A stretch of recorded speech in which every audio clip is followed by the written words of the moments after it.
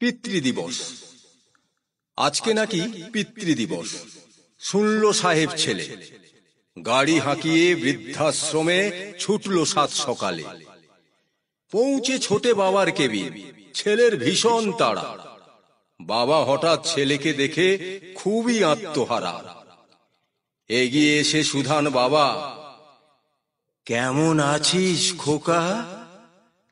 বৌমা নাতি কেউ আসেনি, তুই এসেছিস একা? ছেলে বলে, ভালো আছি, সময় নেই কো হাতে, তাড়াতাড়ি সাজো তুমি নতুন পোশাকেতে। ভাবলো বাবা হয়তো খোকা ফিরিয়ে নেবে ঘরে, এক নিমেষে লুঙ্গি ছেড়ে ধুতি পাঞ্জাবি পরে। বাবার হাতটা মাথায় রেখে সেলফি তোলে খোকা। বাবার মাথায় কিছু ঢোকে না, সত্যি ভীষণ বোকা। ছেলে বলে, ভালো থেকো, এবার আমি আসি। এক নিমেষে বাবার মুখের মিলিয়ে গেল হাসি। তাকাই না কো ছেলে ফিরে, সময় নেই কো হাতে, ছবিখানা ফেসবুকেতে হবে যে পোস্টাতে।